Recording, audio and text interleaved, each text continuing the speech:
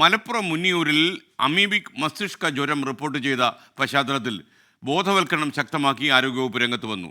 പ്രദേശത്തെ വീടുകളിലെത്തി കിണറുകളിൽ ആരോഗ്യവകുപ്പ് ഉദ്യോഗസ്ഥന്മാർ ക്ലോറിനേഷൻ നടത്തി. രോഗലക്ഷണങ്ങളുണ്ടെങ്കിൽ ആരോഗ്യവകുപ്പിനെ ബന്ധപ്പെടാൻ നിർദ്ദേശവും കൊടുത്തിട്ടുണ്ട്. സമീർ ബിൻ കരീം മലപ്പുറത്ത് നിന്ന് തത്സമയം ചേരുന്നു. സമീർ, ഗുഡ് മോർണിംഗ്, പറയൂ. വെരി ഗുഡ് മോർണിംഗ് എസ്കെൻ. മലപ്പുറം ജില്ലയിലെ മഞ്ഞപ്പിത്ത വ്യാപനം അതിരൂക്ഷമായി നിൽക്കുന്നതിനിടയിലാണ് മറ്റൊരു രോഗം കൂടി ജില്ലയെ ആശങ്കയിലെത്തുന്നത്.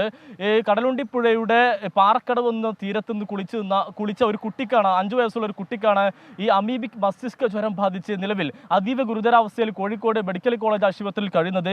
ഈ കുട്ടിയുമായി ബന്ധപ്പെട്ട മറ്റ് 3 കുട്ടികൾക്കും സമാനമായ ലക്ഷണങ്ങൾ അനുഭവപ്പെടുന്നുണ്ട്. ഒന്ന്, ഈ കുട്ടിയുടെ 12 വയസ്സുള്ള സഹോദരി, പിതൃ സഹോദരൻ്റെ മകൻ 3.5 വയസ്സുള്ള ഒരു കുട്ടി, ഇവരുടെ മകൾ 7 വയസ്സ്. ഇങ്ങനെ 3 കുട്ടികളാണ് നിലവിൽ ഈ ഒരു ലക്ഷണങ്ങളോട് കൂടി കഴിയുന്ന ഒരു സാഹചര്യമുള്ളത്. ഈ ഒരു പശ്ചാത്തലത്തിൽ ഈ കുട്ടികൾക്ക് ഈ അമീബിയ രോഗബാധ പകർന്നു എന്ന് കരുതുന്ന ഈ കടലുണ്ടിപ്പുഴയുടെ മേഖലയിൽ 5ഓളം കടവുകളിൽ നിലവിൽ നിയന്ത്രണം ഏർപ്പെടുത്തിയിരിക്കുകയാണ്. ഈ മേഖലയിൽ കുളിക്കുന്നതിനോ മീൻ പിടിക്കുന്നതിനോ ഒന്നും തന്നെ വിലക്ക് ഏർപ്പെടുത്തിയിരിക്കുകയാണ്. ഇങ്ങോട്ടേക്ക് ഇറങ്ങരുത് എന്നുള്ളതാണ് മൂന്നിയൂർ പഞ്ചായത്ത് ഒപ്പം തന്നെ ആരോഗ്യവകുപ്പ് നൽകിയിരിക്കുന്ന ഒരു നിർദ്ദേശം. അതോടൊപ്പം തന്നെ നിലവിൽ ഈ ഭാഗം കേന്ദ്രീകരിച്ച് വ്യാപകമായ ബോധവൽക്കരണ പ്രവർത്തനങ്ങൾ നടക്കുകയാണ്. പഞ്ചായത്തിൻ്റെയും ആരോഗ്യവകുപ്പിൻ്റെ നേതൃത്വത്തിൽ 4 ടീമുകളായി കേന്ദ്രീകരിച്ച് ഈ ഭാഗത്തെ വീടുകളിൽ ബോധവൽക്കരണ പരിപാടികൾ നടക്കുന്നുണ്ട്.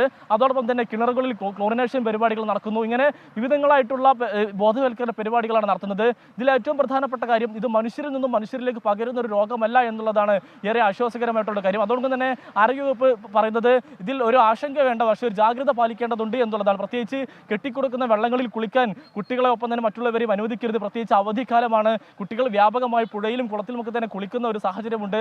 ഇതിലൊരു നിയന്ത്രണം വേണമെന്നുള്ളതാണ് നിലവിൽ ആരോഗ്യവകുപ്പ് പറയുന്നത്.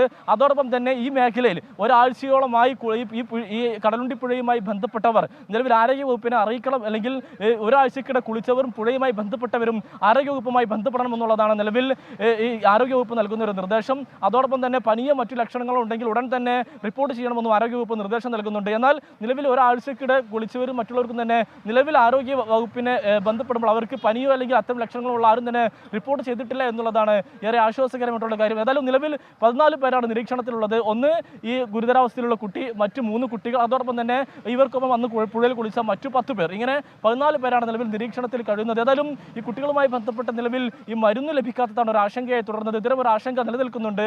ആരോഗ്യവകുപ്പുമായി ബന്ധപ്പെട്ട മരുന്ന് എത്തിക്കുന്നതിന് വേണ്ടിയുള്ള ശ്രമങ്ങൾ നടക്കുന്നുണ്ടെങ്കിലും നിലവിൽ അതൊരു ഫലം കാണുന്നില്ല, അല്ലെങ്കിൽ മരുന്ന് എത്താത്തൊരു ആശങ്ക നിലനിൽക്കുന്നുണ്ടെങ്കിൽ പോലും ഒരു വലിയ ജാഗ്രത, മറ്റുള്ളവർക്ക് ഇങ്ങനെ ഒരു സംഭവം ഉണ്ടാതിരിക്കാൻ വലിയൊരു ജാഗ്രത പ്രദേശത്ത് പഞ്ചായത്ത് ഒപ്പം തന്നെ ആരോഗ്യവകുപ്പും തുടരുന്നുണ്ട്. എസ്കേൻ.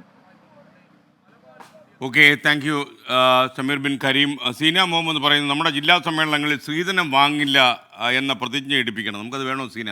കാരണം സ്ത്രീധനം വാങ്ങരുത്, കൊടുക്കരുത് എന്നുള്ള നിയമമാണ്. ചന്ദ്രൻ ചെറിയിൽ അറിയേണ്ട കാര്യം, താങ്കൾ സ്ത്രീധനം വാങ്ങിയിട്ടുണ്ടാവില്ല എന്ന് ഉറപ്പ്, പക്ഷേ എപ്പോഴെങ്കിലും സ്ത്രീധനം കൊടുക്കുന്നതിന് നിസ്സഹായനായി നോക്കി നിൽക്കേണ്ടി വന്നിട്ടുണ്ട്. അങ്ങനെയൊന്നും ഒരു അവസ്ഥ എൻ്റെ ജീവിതത്തിൽ ഉണ്ടായിട്ടില്ല. സ്ത്രീധനം അത് കൊടുക്കുന്നതും വാങ്ങുന്നതും കുറ്റമാണ്.